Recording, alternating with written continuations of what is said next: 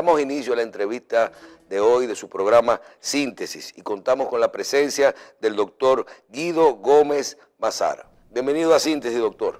Un placer, como de costumbre, con el cariño de siempre. Bien, doctor, en República Dominicana yo creo que con usted y a nivel internacional podemos ir siempre llevando más o menos un balance de la situación, cómo anda en los diferentes sectores. Pero vamos a iniciar hablando un poquito del panorama nacional, político nacional. Hablaremos un poquito más tarde del partido y todas esas cosas, pero vamos a hablar un poquito del panorama político nacional, desde su punto de vista. Vamos a hablar de todo esto. Ley de partidos, se aprueba la ley de partidos y ahora vemos que hay que aprobar, la necesidad de aprobar la ley electoral, porque vemos que todo estaba contenido al final en la ley electoral, los aspectos fundamentales que regulan el proceso definitivo. Parece que la ley de partidos regula la pre-campaña y las primarias de los partidos.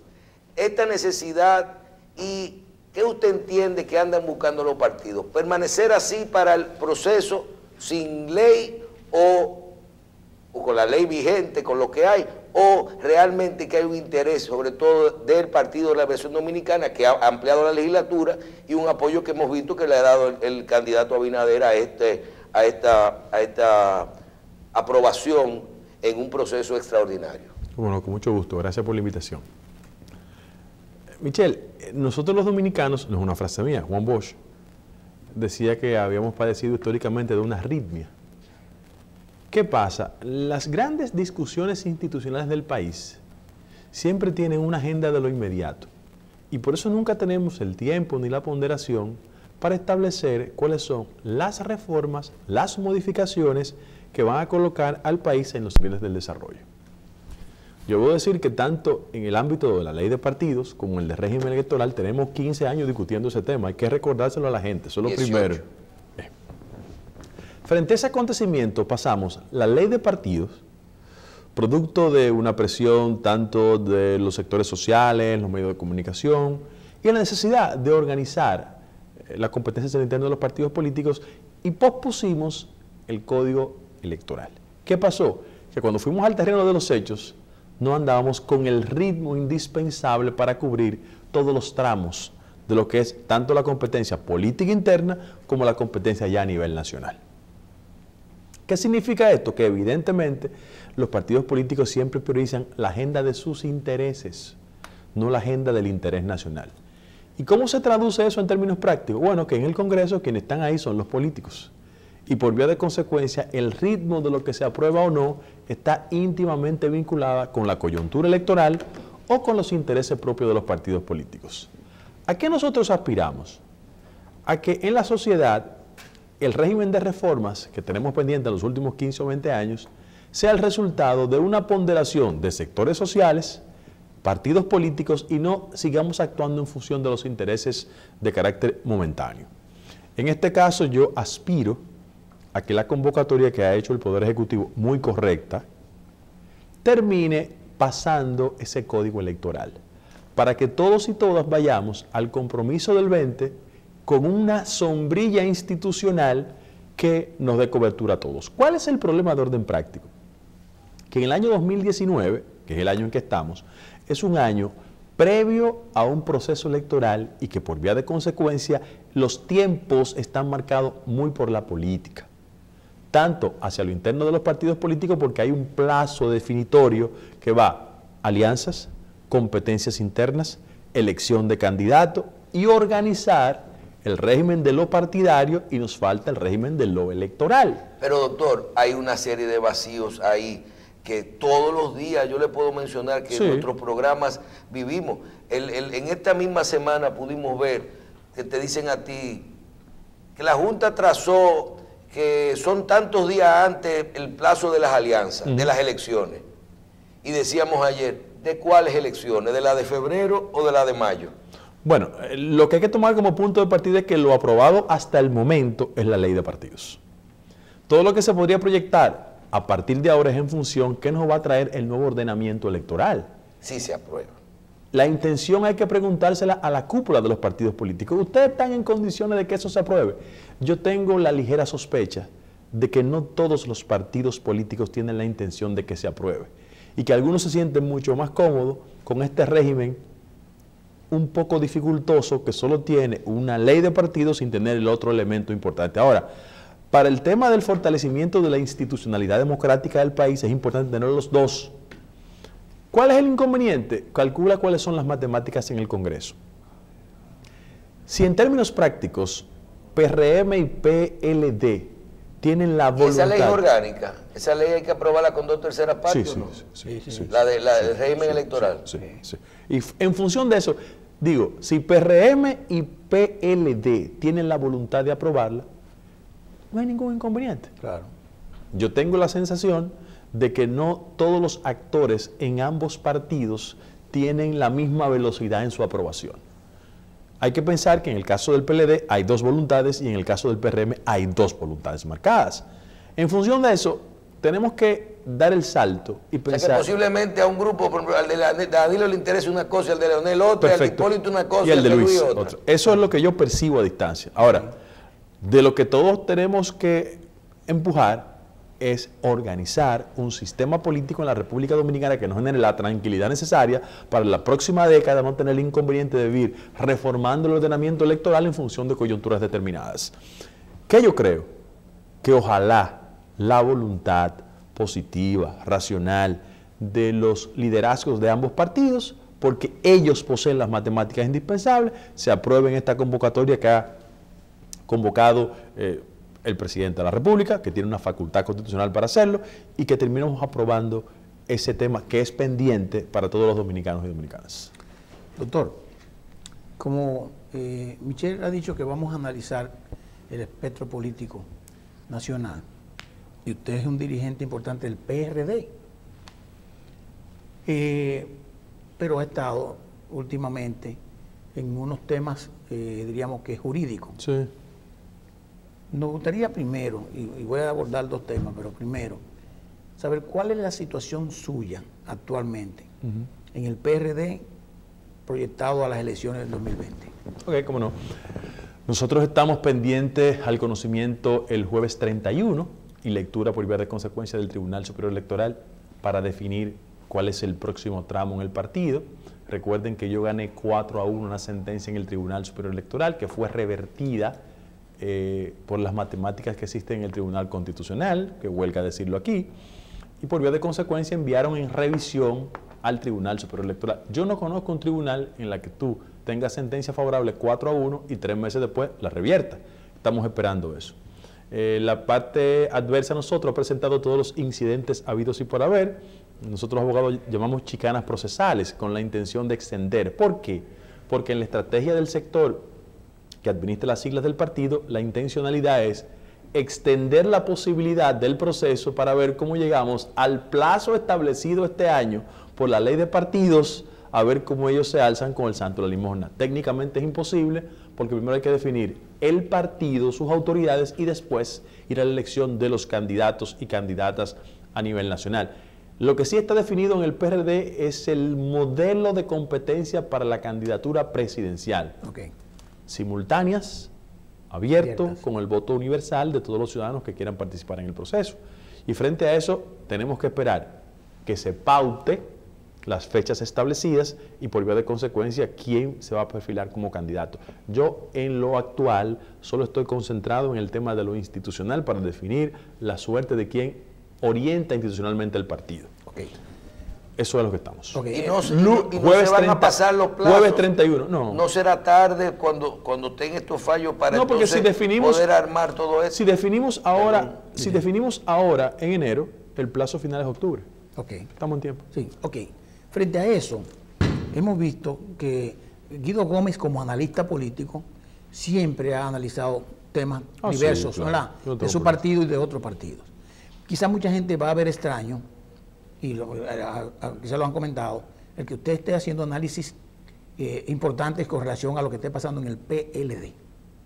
Pero me parece interesante. Pero una razón muy lógica, el PLD es un partido que controla parte del aparato estatal. Correcto. Y en la República Dominicana, como hay tantas deficiencias institucionales, un partido hegemónico impacta en el comportamiento de casi la sociedad en su conjunto. Estoy totalmente de Entonces acuerdo. tú no puedes estar al margen de esa realidad. Claro, estoy totalmente de acuerdo.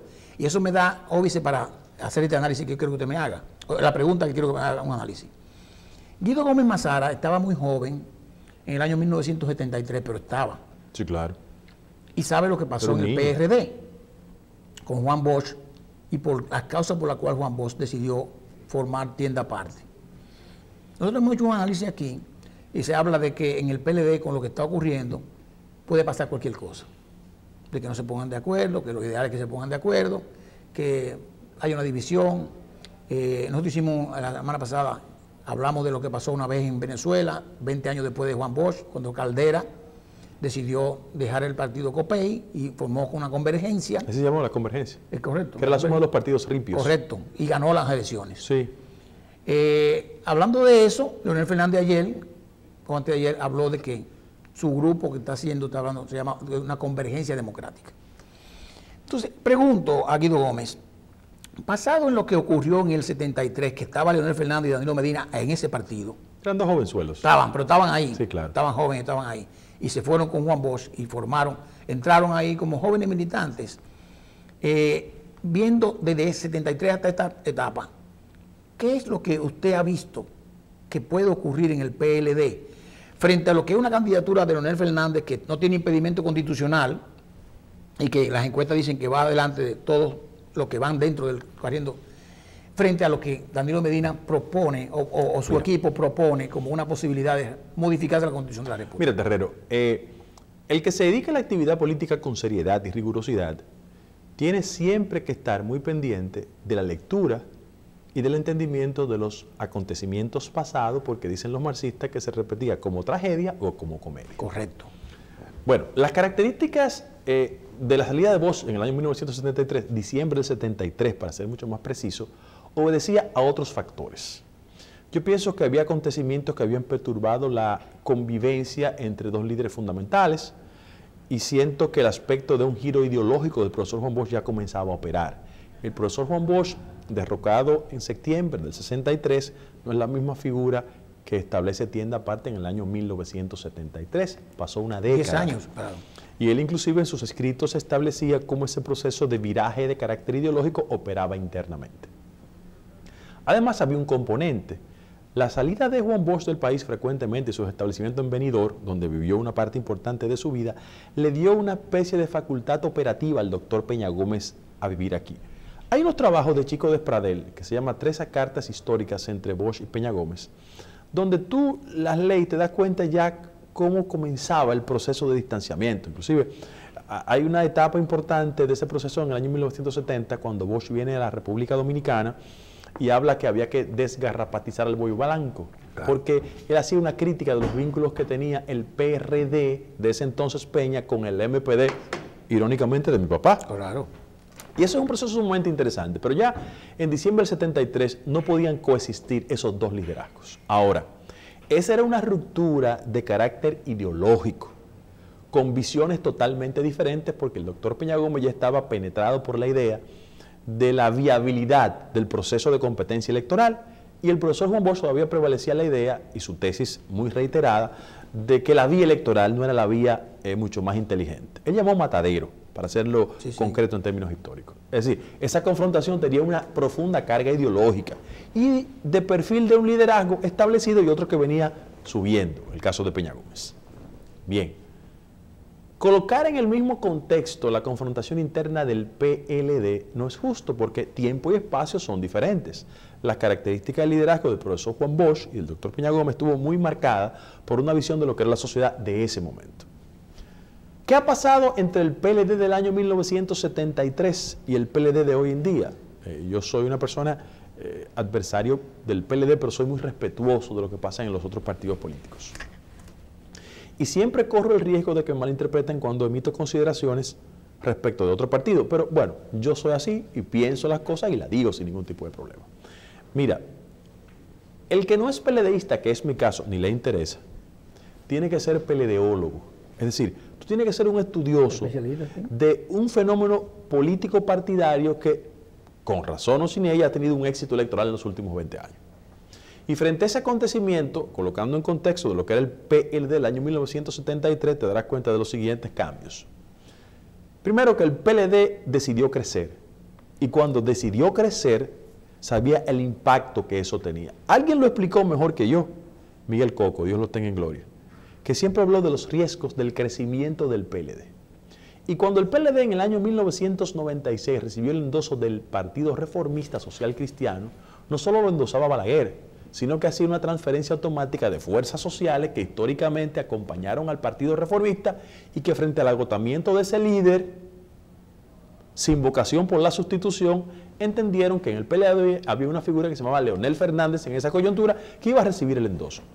¿Cuál fue la transformación que sufrió el PLD? Bueno, que no era un partido cerrado, que ya no era el partido de cuadros, que desde el punto de vista de lo ideológico era mucho más flexible, y cuando tocó la posibilidad de ser exitoso desde el punto de vista electoral, entendió que tenía que hacer una especie de ayornamiento ideológico. Y cuando tú ves a la figura fundamental, institucionalmente hablando, que es Leonel Fernández, que dijo en el 98, 99, que él era una combinación entre Vincho Castillo y Juan Bosch, se darás cuenta de que el PLD comenzaba a hacer un acomodo respecto a sectores sociales, la franja conservadora, que ante la ausencia de un líder como el doctor Balaguer, que por 30 años había liderado esa fuerza, entendía que Leonel Fernández tenía que adecuarse a eso. Y cuando tú ves a Leonel Fernández, que escribió el libro sobre la derrota electoral del año 1990, y lo ve ahora con propuestas en materia migratoria, que no guardan relación con la naturaleza ideológica de su partido, te darás cuenta de que el cambio que él ha hecho y su partido ha hecho tiene una sana intención desde el punto de vista electoral. Conseguir esos sectores para de forma hegemónica preservarse en la dirección del Estado. Inteligentemente. Es una acción electoralmente lógica y entendible. Ahora, la nueva realidad del PLD. El PLD, desde que llegó al poder en el año 1996, se hizo un partido corporativo. Pero no en el sentido, un partido corporativo, pero no en el sentido malo, sino en el sentido de la acción política tendente a preservar los beneficios que se derivan de administrar el Estado Dominicano. ¿Y qué pasó? Que ese partido comenzó a establecer práctica desde el punto de vista de administración pública con un Estado que había crecido significativamente, con un presupuesto mucho más amplio, que le garantiza de una forma u otra establecer la lógica pragmática, que nos conviene y que nos conduce a preservarnos en el poder. Y yo comienzo el argumento diciendo lo siguiente: si alguien está consciente de los riesgos que implica la pérdida del poder, son los PLDistas, fundamentalmente los miembros del comité político de ese partido. ¿Por qué? Porque en la República Dominicana, desde el proceso de transición democrática, cada vez que un partido político de oposición derrota al que está en el poder, las consecuencias procesales son terribles. Son graves. Miren, 78 Antonio Guzmán, ¿o es mentira mía? Sí. Inclusive cuando operó un proceso de cambio interno entre Antonio Guzmán y Jorge Blanco, el país sabe las consecuencias. Cuando el doctor Balaguer llega al poder y le entrega a Leonel Fernández en el 96, hubo gente del sector de Leonel Fernández que accionó frente a reformistas. Está muy fresca en la memoria. Y en ese mismo orden, cuando llega Hipólito Mejía, el país debe recordar las consecuencias jurídicas procesales de muchos. Cuando llegó Jorge Blanco. No, ya eso lo pasé. Pero esa es la transición 82-86 de Guzmán. Y cuando llegó el doctor Balaguer, evidentemente vinieron... Y no fue más porque hubo un tiro en el camino. Exactamente, pero también dije que entre el 82-86, cuando llegó Balaguer, vinieron consecuencias de carácter procesal. Claro. El doctor Jorge Blanco, todo el mundo sabe lo que pasó. 20 años. Ahora, lo que yo estoy recordando es ahora. Sí. Cuando llega Hipólito Mejía, vinieron procesos duros contra los PLDistas. Claro. E inclusive... ¿Estuvieron presos? Claro, e inclusive... PM. No, yo puedo recordar que gente como Diandino Peña, Simón Lizardo, Félix Bautista, tuvieron procesos. Sí. Cayeron presos. Sí. Luis Inchausti, claro. Entonces, hubo procesos. Entonces, ellos entendieron las dificultades. ¿Qué pasa? Que en este proceso de transición, cuando Leonel Fernández endosa a Danilo Medina, todo el mundo sabe que el proyecto de preservación de Danilo Medina por 2 periodos consecutivos en el poder pasó por una fase de acorralamiento de un sector importante del grupo de Leonel Fernández. Fíjense que no es coincidente que las primeras acciones procesales y las políticas de cerco y derribamiento eran de personas asociadas al potencial financiero cercano a Leonel Fernández. No quiero mencionar nombres, no es la intención, pero lo puedo ir enumerando uno por uno para que la gente sepa que era parte de una acción política. Y yo pienso que el acto de mayor desbordamiento, producto de la confrontación interna, porque la confrontación no es ideológica, son dos grupos hegemónicos que uno quiere imponerse frente al otro. No era el caso de Peña y Bosch. Ahí está la diferencia con el 73. No es el caso de Bosch y Peña. De Peña Gómez. Entonces, estos son dos grupos hegemónicos que quieren imponerse uno frente al otro. Mira, pero el acto de mayor desbordamiento de esas reglas de convivencia dentro del marco de la diversidad más excesivas fue el caso de Quirino. Todo el mundo sabe. Una de las formas más aberrantes de competencia política en la República Dominicana en los últimos 30 años ha sido la narcotización del debate electoral. Sí. Porque mucha gente pensó que eso generaba dividendos.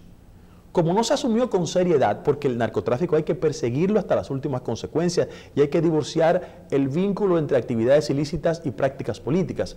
Pero cuando se hace un instrumento puramente de lo electoral, se daña la acción en términos generales. Totalmente. Yo pienso que fue una falta de respeto, una desconsideración. ¿Y es que hay tanto dinero de narcotráfico siempre es que hay tanto dinero de actividades ilegales. Sí. Si no, yo te invito a que leas los reportes del proceso del Chapo Guzmán en Nueva York, para que tú veas cómo la acción delictiva del narcotráfico en México tenía como objetivo estratégico penetrar esferas de poder. Claro. Hay acusaciones sobre expresidentes. Claro. No quiero decirla porque evidentemente hay mucha especulación. Bueno, pero lo acaban de decir. Pero hay un narcotraficante colombiano que en ese proceso de acuerdo consignó públicamente de que el Chapo le había confesado que le habían entregado 100 millones de dólares a un expresidente mexicano. A Peña Nieto, el de ahora. Bien. Entonces, frente a ese acontecimiento, vuelvo al caso de la República Dominicana. Como hubo una fase de prostitución del debate y del combate al narcotráfico, ¿verdad? Asociando a gente como Peña Gómez, una rastrería. A Milagros Ortiz Bosch, otra rastrería. Claro. Y a otra gente. Frente a ese proceso, tú te darás cuenta de que, aunque fue útil la acción de perseguir el narcotráfico, cuando se combinó con el comportamiento de carácter político, se dañó el proceso de buena fe. Y en el caso del PLD, yo debo decir que lo usaron en el marco de su campaña interna. Ahora, resultados, ¿cuáles han sido?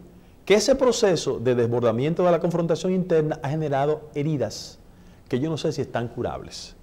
Pero cuando tú analizas el discurso y la intensidad de la confrontación, uno llega a la conclusión de que hay heridas que parece que no han sanado hacia el interno del PLD.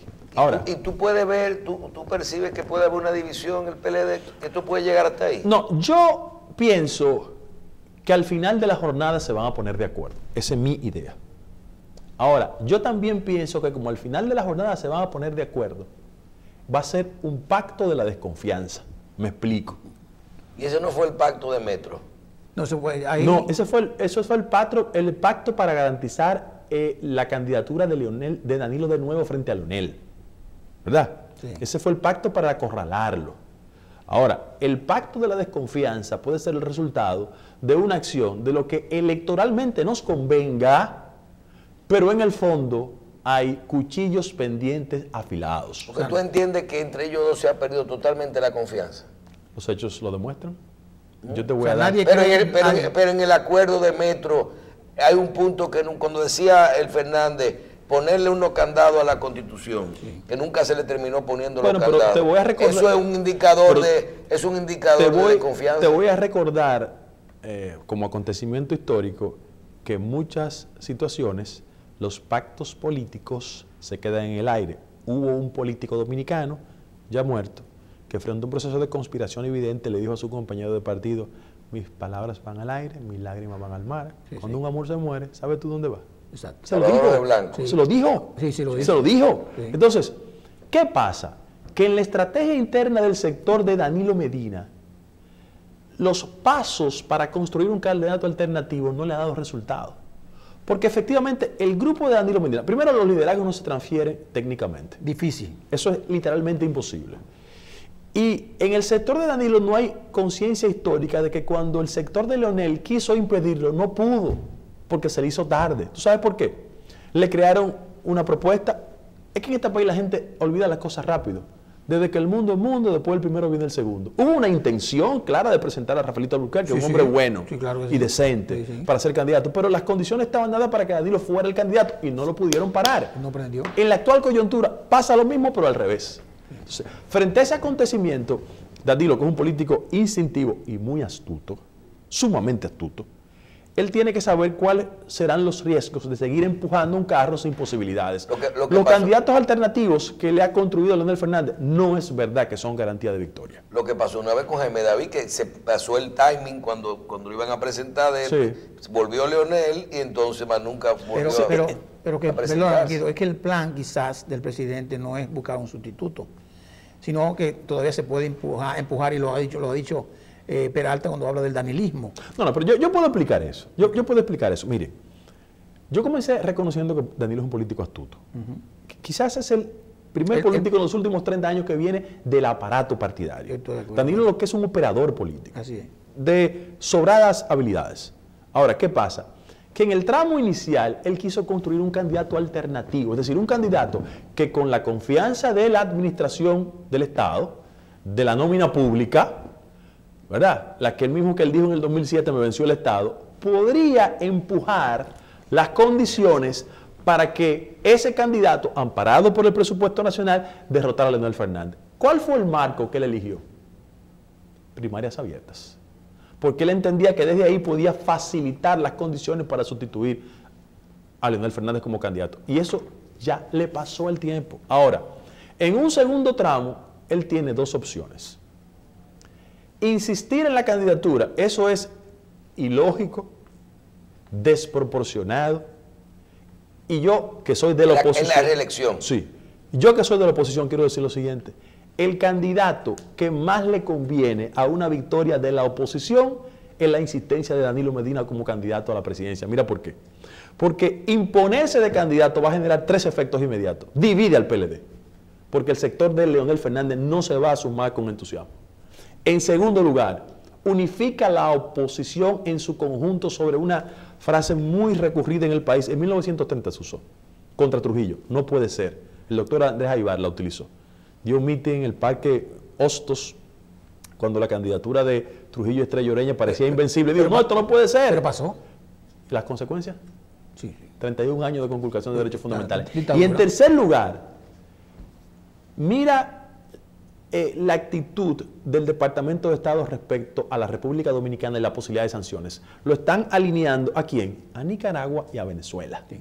Entonces, el intento de Danilo Medina de imponerse contra viento y marea va a generar, además de los elementos internos, un proceso de acción fuera de la jurisdicción de la República Dominicana. En este caso, el Departamento de Estado norteamericano. Yo no solo lo doy como información. ¿Ustedes saben quién es el jefe de la Cancillería norteamericana? Se llama Mike Pompeo. Sí, sí. Viene de la CIA, ¿eh? Sí, sí. Para que ustedes sepan quién es el jefe de la política exterior. Además, frente a ese acontecimiento, yo quiero decir lo siguiente. Lo que nadie puede es borrar del espectro a Danilo Medina. Y sobre esa base él va a construir algún tipo de negociación. Primera vez que hago este tipo de reflexión, advertencia a Leonel Fernández. La gente cree que mi relación de amistad con Leonel Fernández me conduce a no ser objetivo frente a él. No. Y yo quiero hacerle tal siguiente advertencia. Leonel Fernández, que es verdad que tenemos relaciones de amistad. Tenemos años que no nos vemos, pero ese Leonel Fernández, que es verdad que tenemos una buena relación, fue el mismo que oficializó un acuerdo con Miguel Vargas, nunca conmigo. Sí. Y ese mismo Leonel Fernández, que es mi amigo, sus dirigentes fundamentales en el Tribunal Superior Electoral siempre votaban en contra mía. Amón no quita conocimiento, ¿eh? Sí, sí. O sea, yo estoy claro en eso. Ahora, la política. Vamos a lo racional. Sí, lo objetivo. Sí. ¿Cuál es el problema del PLD? Que la pérdida del poder del Partido de Liberación Dominicana significa procesos penales. Ellos lo saben. Ellos lo saben perfectamente. Porque en la lógica opositora, si el partido o la coalición de fuerzas opositoras gana el poder, evidentemente inicia una fase de liquidación. Eliminar ese. Que no sea competencia. Porque el PLD ha acumulado demasiado poder desde el Estado, claro, y hay demasiados rastros y persecuciones pendientes. Sí. Fíjate que la acción política de ellos siempre ha sido preservarse a través de los mecanismos judiciales para blindarse. Y ellos saben la carnicería procesal que viene si ellos pierden las elecciones. Ellos lo saben perfectamente. Ahora, en ese marco, ¿cuál es la negociación? Desde mi humilde punto de vista. quitarle el nunca jamás a Danilo. Si Leonel Fernández hace eso, y todo político que ocupa la presidencia de la República también es un proyecto histórico. Si Leonel Fernández entra en una fase de negociación para quitarle el nunca jamás a Danilo Medina, podrá tener resultados electorales. Pero el índice de la historia lo va a sancionar. Para que tú sepas, ¿eh? O sea, esa es una gran dificultad que va a tener que saltar, porque hay sectores cercanos a Leonel Fernández. Claro, porque si él modificó la Constitución para una cosa, no la debía modificar para la otra. Perfectamente. Entonces, negoció. Él tiene que ser muy cuidadoso. Y yo sé que hay gente alrededor de Leonel Fernández que él fue coherente y se manejó bien con la posición en la ley de partido, en la primaria abierta y cerrada. Hay gente cercana a Leonel que lo estaría entusiasmando por el estímulo del pragmatismo político. Sí, vamos a negociar esto y esto no. No. Hacerlo es una locura desde el punto de vista pero Leonel, pero Leonel en su momento cogió su 2 y 4, sí, perfecto. No, y si lo hace después de... Bueno, ¿Tiene el mismo efecto? No, el problema es que hay el pacto de desconfianza.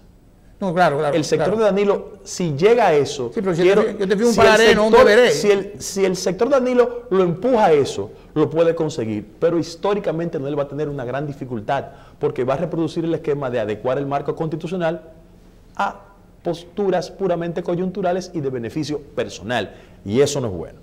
En ese mismo orden. Ahora, tú no puedes acorralar tanto a Danilo que no le genere un espacio de respiro. Claro, tiene que haber una ventana. Y sobre esa base tiene que iniciarse en el PLD entre los dos sectores un toma y daca. Eso es lo racional de la política. Una negociación, es la negociación. ¿Cuál es la gran dificultad de Danilo? Que si no se hace una modificación constitucional como la que yo establecí ahorita, de borrarle el nunca jamás, el grupo hegemónico de Danilo se queda sin un potencial sustituto, porque yo tengo respeto por toda la gente cercana a Danilo. Pero Leonel lo puede mandar a probar diciendo que no está de acuerdo. Pero este país no es tan tonto. Este país no es tan tonto, la gente se da cuenta. Tú no puedes subestimar la inteligencia de la gente. Es decir, yo creo que... Pero eso sería una solución, doctor. Una solución. Si ese es asumiendo nosotros que ese sería el Sí, solución a corto plazo, pero, pero por principio, en la sociedad dominicana no podemos seguir estableciendo modificaciones constitucionales para acumulos, uno, y acomodo, dos. Yo, por ejemplo, en el año 2002, me cayeron encima, yo decía, y repito hoy, el mejor modelo es el modelo norteamericano, 2 periodos y para su casa. Sí. Yo recuerdo que mi amigo Reinaldo decía, no, eso, ¿y ahora? Sí. Entonces, ese es el gran problema. ¿Tú sabes cuál es el gran inconveniente? En 2012 hizo eso. Claro. ¿Tú sabes cuál es el gran inconveniente de los partidos políticos en la República Dominicana? Que no hay relevos. Y como no hay relevos, las figuras hegemónicas en el fondo lo que quieren son acomodos constitucionales para seguir aspirando a la presidencia. Pero no hay relevo, y te lo voy a decir, doctor Guido Gómez, como joven, porque usted es joven todavía, de que los jóvenes hablan mal de los caudillos. Mi esposa te agradece eso. Pero que los jóvenes hablan mal del caudillismo. Sí. Pero cuando lleguen a viejo, hacen lo mismo. Hacen lo mismo. No, porque no es un problema de edad, es de actitud. Aquí hay gente joven que piensa más atrasado que el más atrasado de los viejos. Y viceversa. Pero mira, el caso del PLD, por ejemplo. Yo hago ese planteamiento respecto a la posibilidad de una modificación. Y en segundo lugar, a Leonel Fernández, una crítica. En el hipotético caso que él sea el candidato, yo creo que va a ser el candidato del PLD, de verdad. Él tiene un gran inconveniente. ¿Cuál es el inconveniente? Que Leonel Fernández tiene que convencer a muchos sectores que su éxito electoral no puede ser el resultado de que vuelvan los mismos. Sí, claro. Entonces, él en este trayecto de confrontación interna en el PLD está haciendo un ejercicio... ¿Usted está hablando del mismo gabinete? No, de las mismas figuras. El equipo. Por ejemplo, él está haciendo en un acto de competencia interna sumatorias que en gran medida pueden ser en lo coyuntural favorable, pero frente al escenario de la competencia electoral para el 20, materia de impugnación. Me explico.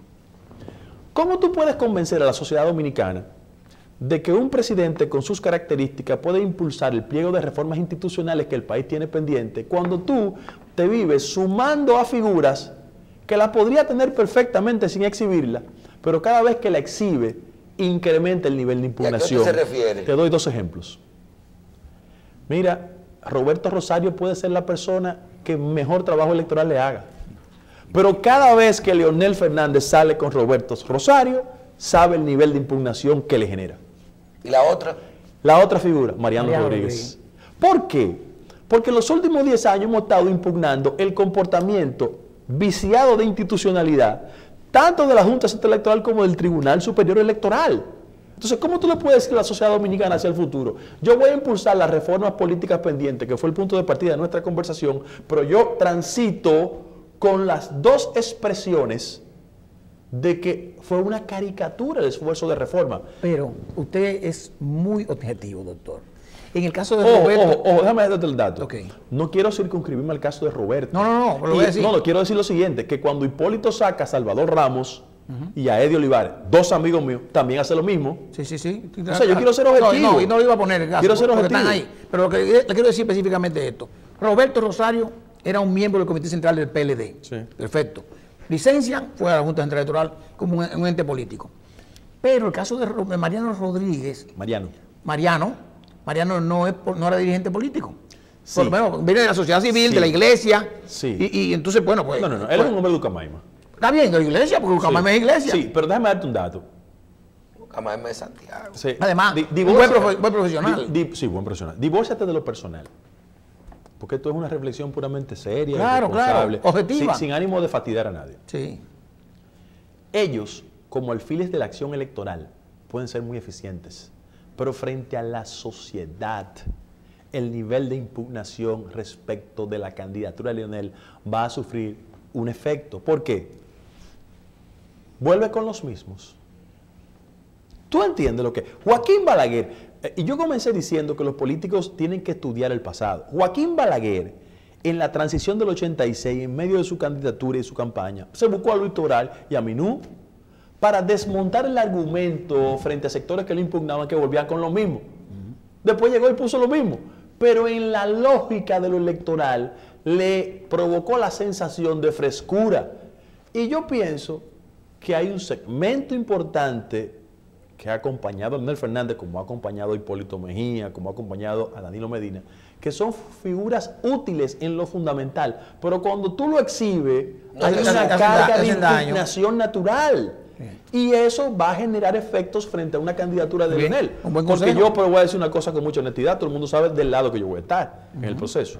Ahora, a mí me deleitaría que en el marco de una campaña electoral, Leonel saliera mucho con Roberto Rosario y hiciera campaña a Roberto Rosario. A mí me deleitaría que lo hiciera, porque evidentemente es un espacio de ataque político que le va a generar beneficios a la oposición. Pero Roberto también es un contestatario bastante importante, desde el punto de vista político. Pero eso no genera votos. ¿Tú crees que lo contestatario que él sea no es para recordar los escáneres? Bueno, pero que... Para ponerte un ejemplo. Doctor, el otro día veía una entrevista al presidente Hipólito Mejía. Ajá. Con su espontaneidad, con su claridad. Hipólito dice lo que piensa y dice, no, porque Balaguer a mí siempre me cumplió y yo le cumplí, yo cumplo.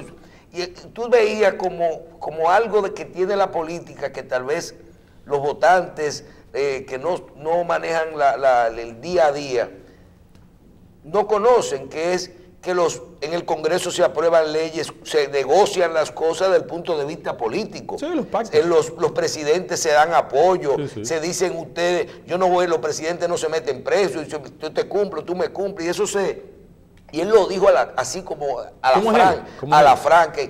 Pero qué bien, una persona que te está diciendo las cosas como son, tú puedes estar o no de acuerdo, pero no está mintiendo. Y le pregunto, con toda esa experiencia que usted tiene y el proceso que usted mismo ha vivido en el PRD, cuando se busca resolver los problemas entre dos tendencias y se logran acuerdos que usted mismo dice, sería el pacto ahora entre Leonel y Danilo de la desconfianza. Pero están obligados a no existen los mecanismos, los políticos no han encontrado los mecanismos para que, como hay siempre esa desconfianza de que el otro pueda cumplir o no, de que se cumplan esos acuerdos. O sea, nunca usted ha visto, por ejemplo, un contrato entre dos...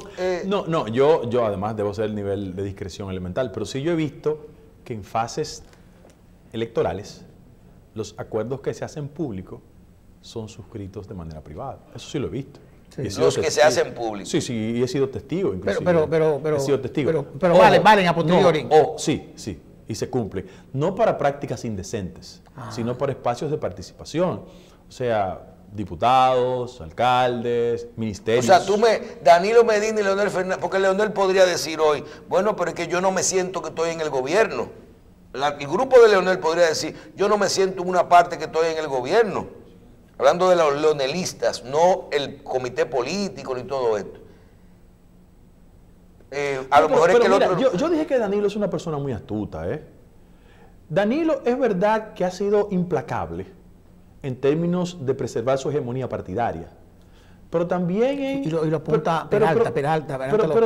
Pero también Danilo abre los espacios de respiración. Él sí lo abre. Sí, porque yo te quiero decir, una de las personas con la que yo tengo mejor relación de amistad, por el tema de su hija y mi hijo también, es con Nicolás Calderón. Muchacho ultra eficiente. Además, a mí me deleita mucho él porque viene de extracción humilde, sí. Una estrella. Y es una estrella. Una estrella en el trato personal. Trabajó mucho con Abelito en el bufete. Desde que yo lo conozco. Déjame decir una cosa. Pero nadie duda que Nicolás es de Leonel. Claro. Pero Danilo le abre su espacio. Danilo no lo subestima. Bueno, también hizo un trabajo importante en la política en el 2016. Pero Danilo no podrá tener el gran discurso teórico, pero él es un pragmático, un hombre que se mueve con ese instinto. En el caso de José Ramón Peralta, yo quiero decir lo siguiente. José Ramón Peralta no es el típico político. No es una persona que viene de la escuela, de la formación. En el caso de él, no obstante las impugnaciones que hay respecto de su actitud, de su desempeño, en el caso de él, yo nunca he sido muy agresivo, no por él. Te lo digo por primera vez. Yo soy muy respetuoso de los referentes históricos. Su papá fue cartorcista, estuvo perseguido, yo lo conozco y yo respeto mucho eso. No coincido con muchas actitudes de José Ramón, en términos de su comportamiento político, pero él fue una de las personas que apostó a Danilo Medina cuando el proyecto parecía inviable. Yo soy muy respetuoso desde mucho antes. Sí. Yo soy muy respetuoso de eso. Apostó y aportó. Sí. No, y hay que ver, que hay 4 o 5 personas encabezadas por José Ramón que son la gente de... No, pero yo respeto mucho eso. Sí. Fíjate que yo nunca... Que son, yo creo que la parte también buena de este gobierno, porque tú te pones a ver... Yo he sido funcionario... No, y además, por ejemplo, mira, yo trabajé que reconoce el trabajo de Gonzalo. Mira, yo lo puedo decir. Yo trabajé con Hipólito Mejía. Todo el mundo sabe que él y yo no pensamos iguales, pero yo soy incapaz de hablar mal de Hipólito. Sí. Y yo en algún momento, sin ánimo de señalar a la persona, le dije, presidente, ¿y por qué usted anda con fulano de tal? Guido, porque cada cual es útil para algo. Lo que hace fulano de tal, yo nunca te voy a pedir a ti que lo haga. Exacto. Entonces yo necesito a fulano de tal también para que haga eso.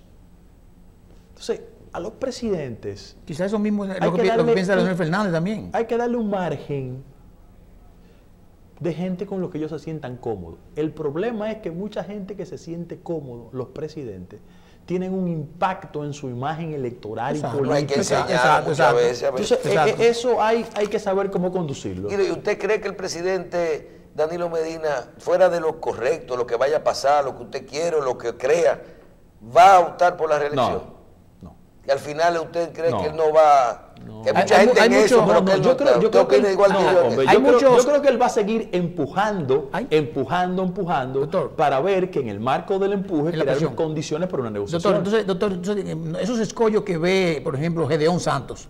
¿Usted leyó el artículo de Gedeón Santos? Mi amiguísimo mío. Sí, a mí también, y espero que esté bien de salud. Que sí. puso que me alegro mucho que haya mejorado su salud. Claro, que los tercer periodos son un trauma y lo explicó en un periodo. No, es un tema de perturbación. Y bueno, el mejor referente que yo tengo en América Latina es Fujimori. Señor, Perú y América Latina aplaudió a Fujimori hasta que cerrara el Congreso. Sí. Y lo cerró.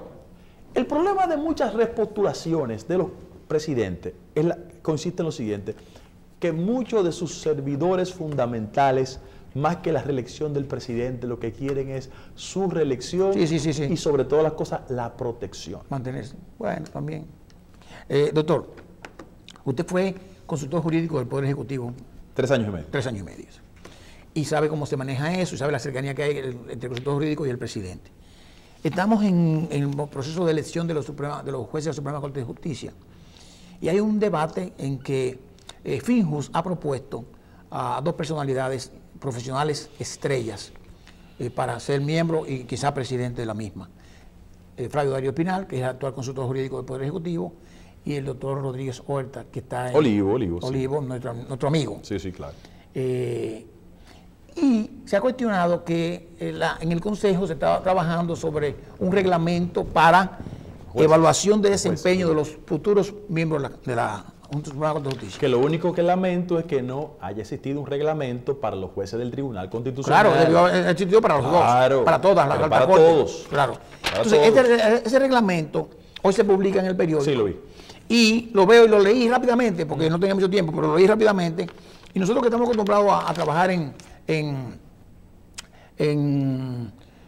temas de concursos, por ejemplo, de lo que fuere, y vemos los reglamentos y vemos todas las cosas que se hacen, y sabemos, los pliegos sobre todo el pliego. Los pliegos, y vemos que quién puede participar, quién no puede participar, y si yo voy a participar en trabajar en el pliego, no debo participar en concursar.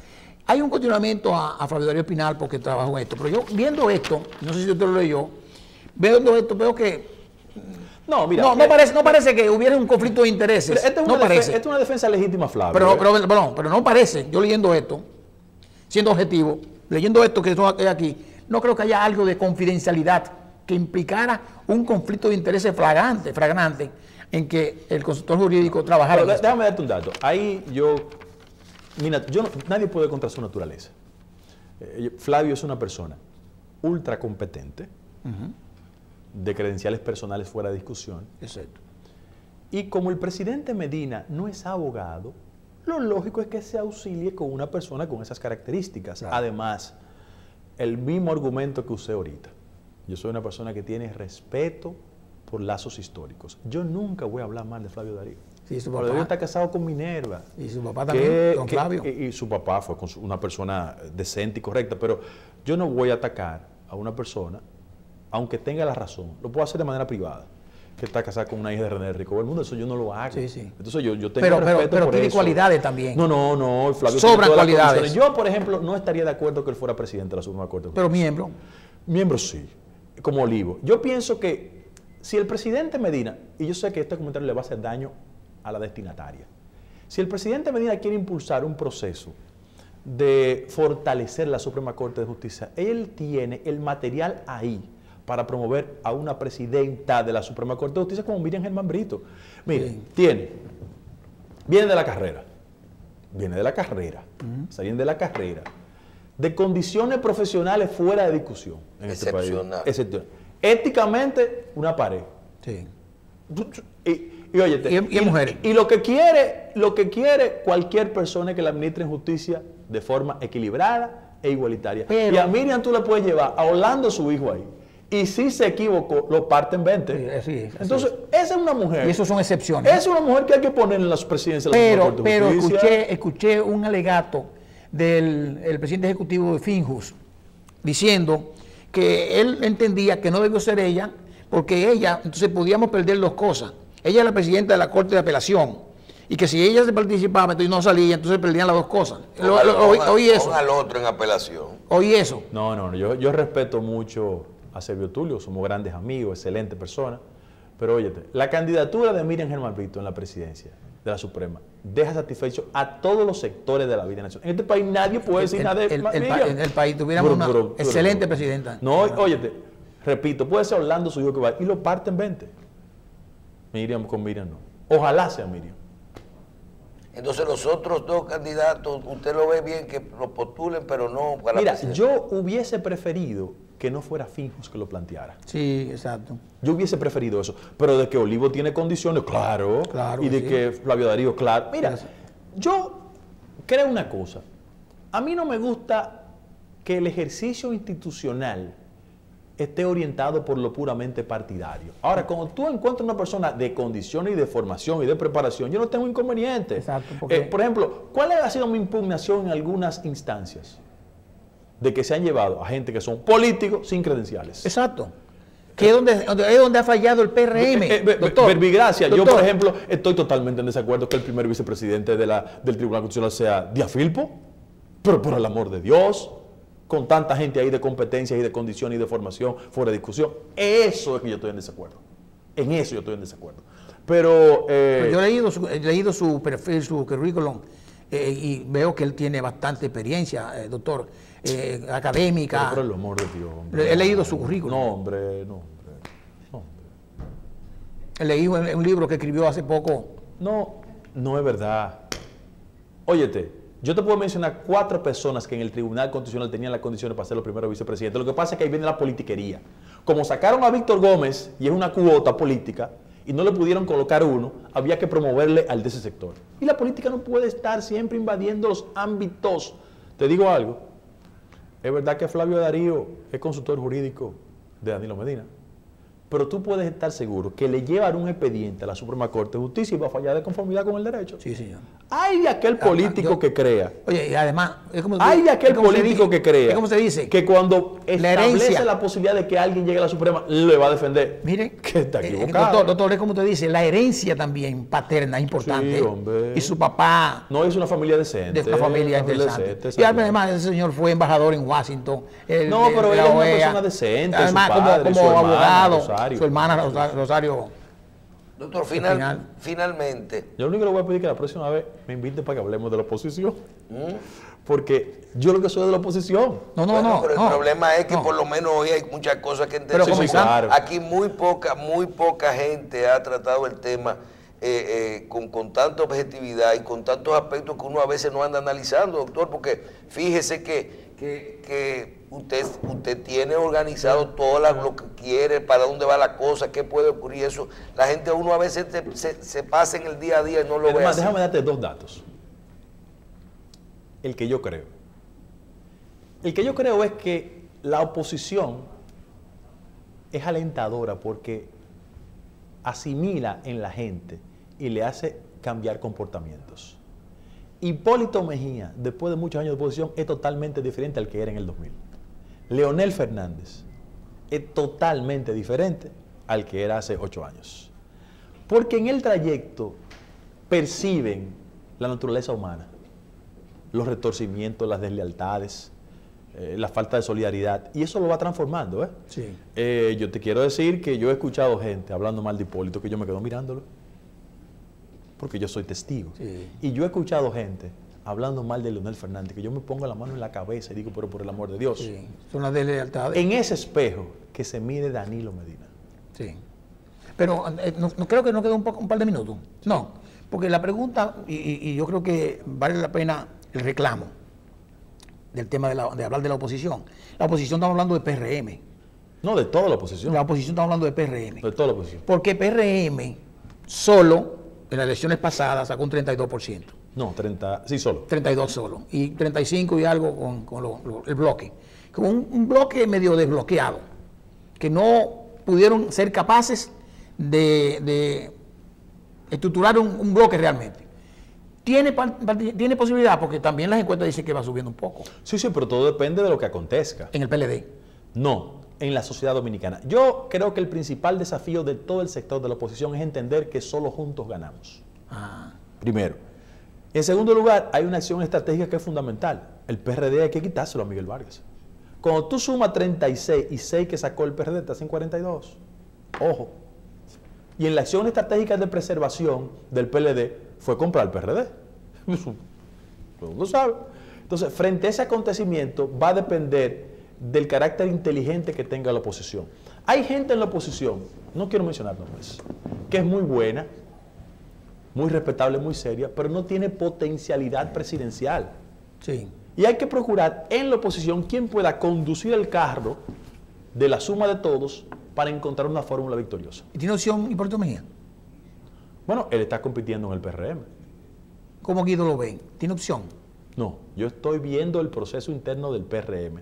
Cuando tú me invites en la próxima oportunidad, yo te voy a decir lo que yo pienso del PRM, porque más que competir entre ambos, Luis e Hipólito, Hipólito y Luis, ellos tienen que procurar un pacto inteligente de ganar. ¿De confianza? De ganar. No, entre Hipólito y Luis hay más confianza que entre los otros. Doctor, gracias. Gracias a ustedes.